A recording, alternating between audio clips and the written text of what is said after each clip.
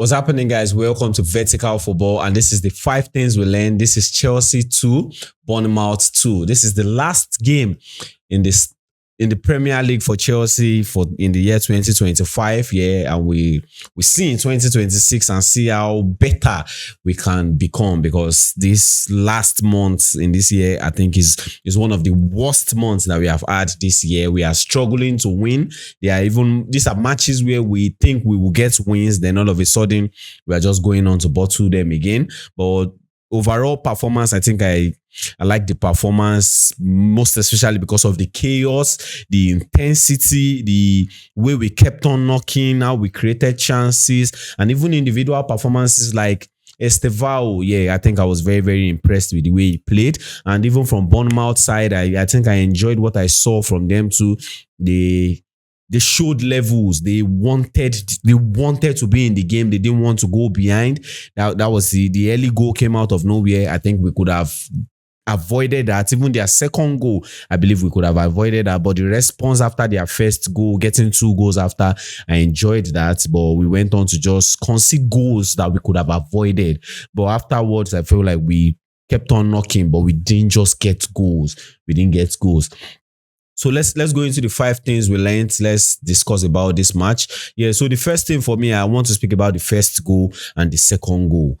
Like I've said earlier, I believed that those 2 goals were avoidable, because the 2 goals came from set piece, the first one from corner and the second one from throw-in. Most especially that first one, I think I was really, really annoyed about. Even the second one, I was annoyed about the 2 goals. Let's just be very honest with ourselves. Yeah, the first one was okay, and it was the same scenario, which was it was lack of concentration, and it almost looked like we didn't have a plan for second ball. Now they whipped in the corner. The first ball, we lost the first ball, and the ball was flicked into the center of the pitch, into the center of the box. And then what annoyed me most was seeing Liam Delap run through that space, like he wanted to go and clear the ball out. Then all of a sudden it's just like he's running through that place. Like, why the hell were you even there in the first place if you know you are not going to clear the ball? I was really, really furious about that, because I expected that he was running into that space, clear the ball away. And we have seen that again. We have seen that before, because I saw that against Leeds. There was their first goal. There was a corner, and he was tracking that defender. Then all of a sudden he just stopped, and the defender still went on to put the ball at the back of the net. So I felt like it was a lack of concentration, and he didn't just go into that tackle like completely. Go there. The ball is what you are chasing. That's why you are running through that space. Then go there and clear the ball. And for the second goal, like they made a long throw. We won the first ball. Like if you are looking at area deals winning something, it was headed by a Chelsea player in the person of Chaluba. But one thing I saw that we always struggled against, what we struggled with, was when we had the first ball, most especially in corner and set piece situation, we don't always have provision for second balls. And we saw that in the Brentford match. They had the first ball. On the far side, who is going for the second ball to either clear it out or do something to block somebody that is there? We are not doing anything about that.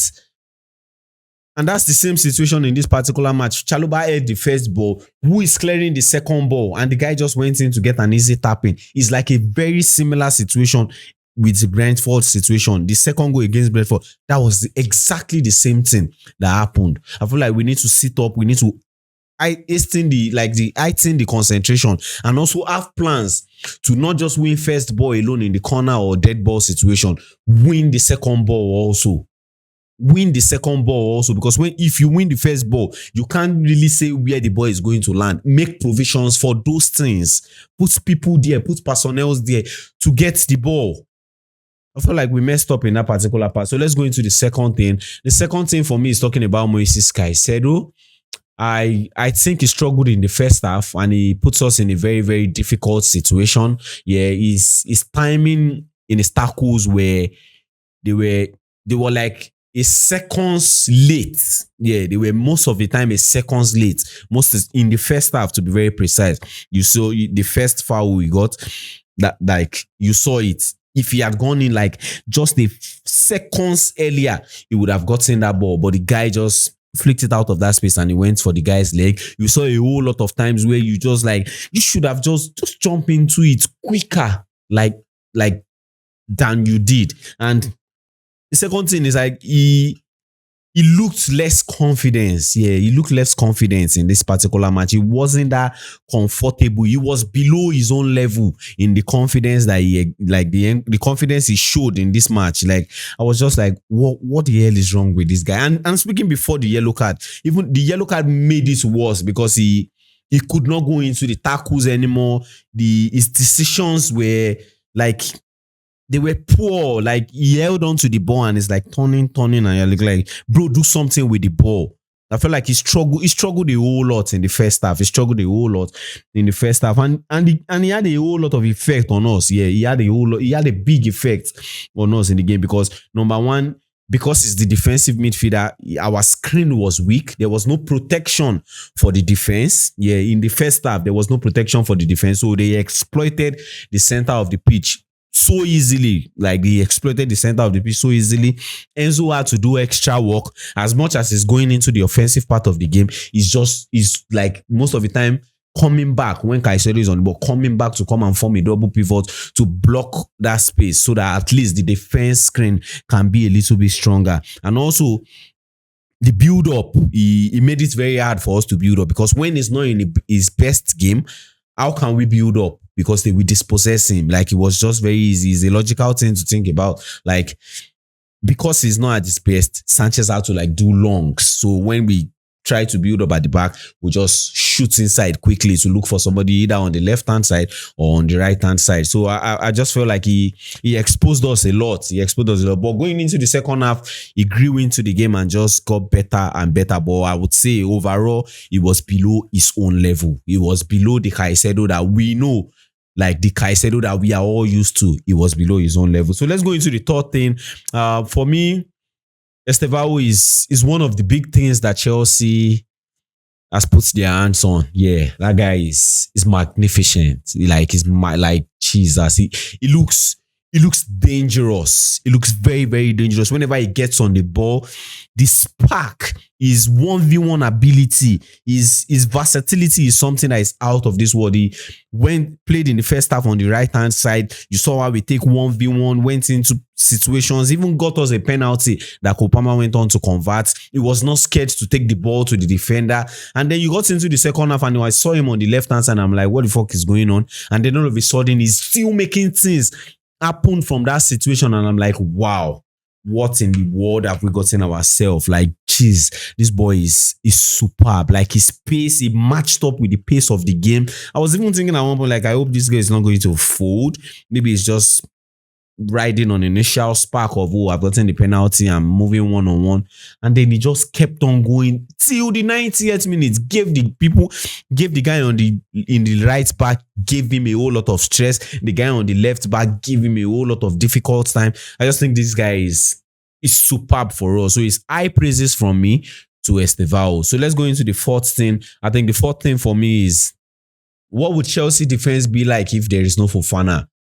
We saw it in every single match that the guy was not available. But for every single match that he was available, we saw what our defense is going to be like in this guy when this guy is available. This guy is superb for us. Like aside the two goals, defensively, I enjoyed every single thing that I saw. I enjoyed it. Like there were some points where even his decisions was something that just gave me some amount of joy, because I saw one ball, Mr. Shai, that particular one, when they played the long ball, it was like a boot out into the final third for Bournemouth, and then somebody was chasing Fofana and then he was running. And you know, if he tried to edge that ball to the goalkeeper, it was not going to carry a whole lot of force, and the striker can chase it and just either convert it or do something out of it. And then you just see how he just changed his decision. Instead of heading it to the goal, he just headed it back. And we saw a whole lot of times, even his 1v1 against defenders, like that was something that I was very furious with Badiashile in the last match, giving strikers too much of time and space. But you look at Fofana, They don't have the time to do that. You see how we close mark them. You see whenever their back is on the ball, he's making sure he's having his body touch them, and they are just shifting the ball out of play. They're shifting it back into their own space. And like, that's the level you want your defender to be in. And I enjoy the partnership with Chalobah. These guys, when they are together, you just know they will always bring solidity to the defense. So for me, it's high praises for Fofana. I just hope that he can stay fit for the rest of the season. He will give us a whole lot of balance. He will give us defensively and he's talking about the offensive game. I think these are still things that is one of those guys that bring it to us. Like, he helps us expand territory. And what do I mean by that? When we get the ball in the defensive part of the pitch and you are looking at the what's it called? You're looking at the Bournemouth player trying to like press us. Is that guy who, you know, can just go over one player and then shift the ball to the halfway line that will cause all the Bournemouth player to go into their own box. Then we can settle and play into them. But if you have the other guys, and I don't want to be calling names or something, they tend to like want to romance the ball in our own defensive part of the pitch, which invites pressure. And sometimes we go on to lose the ball and put ourselves in dangerous situation. But with Fofana, you get something different and something better. So let's go into the last thing. I think the last thing for me is just speaking about the Chelsea situation in general. I'm not happy with how things are going. Or to be honest, I don't think I'm not even happy about it. These are not moments where you want to be losing games. These are very, very delicate moments. This moment decides what happens going forward. So I feel like we need to do all that it takes to get a winning streak. Just win the next one. Go on to win the next one. Just keep winning this game. Don't focus the next one. Win this particular one, then go on to that next one and win that one. Then go on to the next one and win that one. Every single match is the most important match. I think we need to get that into our brains. And this is a message to the player, the gaffer, every single person at the club. We need to get that message into our brain. Win this match because this is the most important one. Then you go into the next one and win that one because that's the most important one. Now we have gotten to the second half of the season. When you don't win games, your top four is at stake. Winning the league looks like it's not possible anymore. We are tracking back. We're tracking back. We looked better in the beginning part of the season, but now it's a very, very delicate moment. It's like a very, very, I don't even know the right words to qualify the moments we are in right now. And we are going into the next match, going to play Man City. We need momentum. We need to win games. We need confidence. Winning game gives that confidence. Yeah. So I just believe this message should do something to the mind of the Chelsea player. They need to get themselves in the right shape of mind. The most important thing is to win a game. Win that game. Just go on and win it. Yeah. So guys, these are my 5 things. And I think it would be unfair for me to not give praises to one Bournemouth player that I enjoyed so much in this particular match. In the person of that, I don't know his name, but the guy who played right back, I think he was superb. Give Garnacho a tough time, locked him in that space and made sure he won the battle. Even with Estevao, if not, the boy had some flares and him too was very tricky. I think that guy almost pockets him. That guy was superb. He was on fire in this particular match. I think it's that guy we should try and just favorite and try and see how he grows into the game. That guy is superb for me. The right back for Bournemouth. So guys, these are my 5 things. This is brought to you by Vertical Football. This is Chelsea 2, Bournemouth 2. What is it that you saw in the match? Please put it in the comment section. Let's discuss about it. We'll see you some other time. Namaste.